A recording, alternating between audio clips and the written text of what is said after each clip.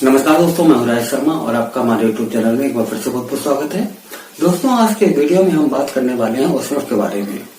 दोस्तों, आपने अक्सर हमारे कई वीडियो में ये कहते सुना होगा कि अगर आपको ओसमस हो गया है तो फौरन ही ट्रीटमेंट चालू करें और जो हमारे जो भी बताए हुए उपाय हैं वो एक नजदीकी डेंटिस्ट के सुपरविजन में करें, क्योंकि जब तक आप नजदीकी डेंटिस्ट के सुपरविजन में नहीं करोगे तो आपको कोई भी फायदा नहीं होने वाला है, कोई भी आराम नहीं मिलने वाला है।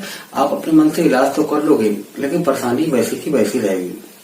तो इसी कहने पे हमारे एक पर्सन हमारे व्हाट्सएप पे जुड़े हुए थे, तो उन्होंने करीब 4-5 महीने हमारे कहने पे यूट्यूब पर ही देखकर एक्सरसाइज की, जिससे उनकी माउथ की ओपनिंग बढ़कर 1 से 2 उंगली हो गई। उसके अलावा वो नजदीकी मोहल्ले में क्लिनिक पर दिखा लेते थे, तो कोई दर्द सूजन वगैरह होता था तो वहां से दवाई ले लेते थे और उनको 5 महीने में काफी फायदा हुआ। 1 उंगली से 2 उंगली हो गई और उनको कोई परेशानी नहीं हो रही थी। केवल ये था कि सुबह के टाइम पे 1 उंगली होना और शाम के टाइम पे 2 उंगली होना।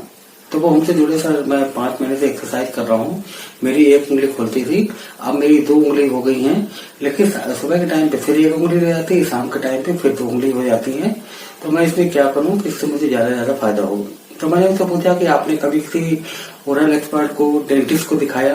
तो उन्होंने डिनाई किया कि मैंने कभी नहीं दिखाया और मुझे ऐसे ही फायदा हो रहा है। तो मैंने कहा एक बार आप फिजिकल चेकअप करा लीजिए कि आपको क्या दिक्कत है। और मैंने उनसे ये भी कहा कि आप है जब डेंटिस्ट के पास जाएंगे तो आप अपना पिछला कोई भी इलाज नहीं बताएंगे कि आप क्या एक्सरसाइज करते थे, क्या दवाई ली। उनसे यही कहिएगा 3-4 साल से ओसमस है और मेरी माउथ ओपनिंग 2 उंगली के करीब सुबह होती है और शाम के टाइम पे, सुबह के टाइम पे 1 उंगली रहती है और शाम के टाइम पे 2 उंगली हो जाती है। तो मैं क्या करूँ? तो मेरे कहने पे एक अपने मोहल्ले में डेंटिस्ट के पास गए जो कि बीडीएस थे और लेजर स्पेशलिस्ट भी थे, उनके पास लेजर की व्यवस्था भी थी। जब उन्होंने उसको दिखाया तो डॉक्टर ने उनसे पूछा आपको इसमें कब से है, तो उन्होंने बताया 4-5 साल से है। और उन्होंने माउथ का फिजिकल चेकअप किया और चेकअप करने के बाद कुछ नहीं बोला और उन्होंने क्या बोला कि आप ये दवाई खा लीजिए। ये पेन किलर से संबंधित दवाई थी, उन्होंने नहीं बताया, लेकिन जो दवाई लिखी पेन किलर से संबंधित थी, दूसरी गैस से संबंधित थी, तीसरी माउथ बास दिया था जिससे माउथ अल्सर, छाले वगैरह आराम मिले, और चौथी दवाई उन्होंने जो लिखी थी वो एक ऑइंटमेंट था जो कि इससे माउथ बास वगैरह करना था, वो भी एंटीबायोटिक था। तो दोस्तों, जब उन्होंने डेंटिस्ट को दिखाने के बाद वो पर्चा हमारे पास शेयर किया, तो जब मैंने उनका पर्चा देखा, वो पर्चा भी मैं आपको दिखाने वाला हूँ कि डेंटिस्ट आपका क्या इलाज करते हैं। डेंटिस्ट ने भी उनका कोई भी इलाज नहीं करा, उन्होंने केवल पेन किलर, माउथ बास, एंटीबायोटिक ऑइंटमेंट और एक गैस की दवाई दी। अगर ये दवाई जिंदगी भर भी खाते रहेंगे तब भी इनका माउथ ओपन नहीं होगा। उन डेंटिस्ट ने उनको ये भी सलाह नहीं दी कि आप है माउथ ओपन एक्सरसाइज करें और माउथ ओपन, ना कोई एंटीऑक्सीडेंट टेबलेट वगैरह दी, ना कोई मल्टीविटामिन की टेबलेट दी जो कि ओसमस में नॉर्मली यूज की जाती है बदल बदल कर, वो भी कोई दवाई नहीं दी। तब दोस्तों, वो ओसमस की दवाई नहीं देंगे तो उनको फायदा क्या होगा?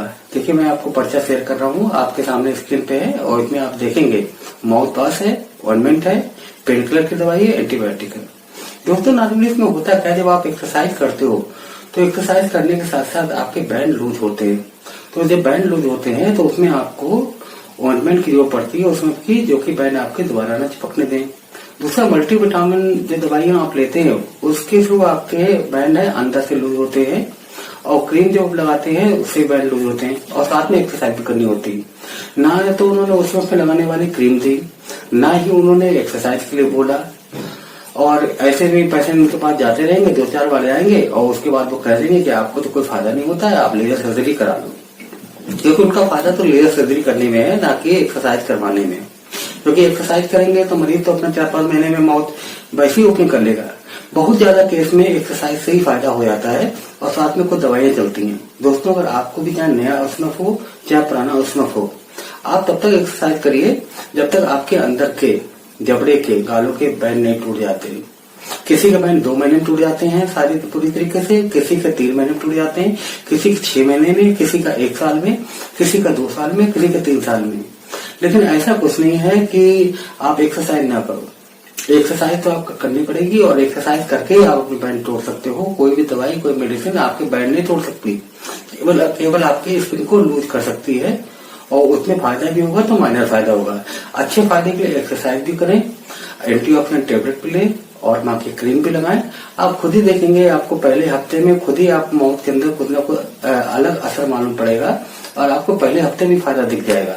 लेकिन आपको इसका परमानेंट सोल्यूशन अगर चाहिए तो आपको जमकर एक्सरसाइज करनी पड़ेगी। अब एक्सरसाइज की वाली बात रही तो कम से कम आप है 3 महीने से 4 महीने से एक्सरसाइज करें, क्योंकि आप शुरू के 1 महीने या 2 महीने जो आप एक्सरसाइज करते हो तो उसमें आपके साथ होता क्या है, बैंड तो टूट जाते हैं, लेकिन 2 महीने बाद एक्सरसाइज आप बंद कर देते हो तो बैंड की स्थिति वैसी ही हो जाती है, फिर वहीं से चिपक जाते हैं।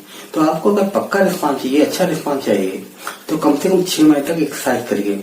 और कोशिश तो ये कीजिए कि जब तक आपके माउथ के अंदर के मेम्ब्रेन के आपके जाके आसपास जो भी मांस जमा है, जिनको हम लोग माइंड बोलते हैं, वो जब तक ना टूटे तब तक आपको एक्सरसाइज नहीं बंद करनी है।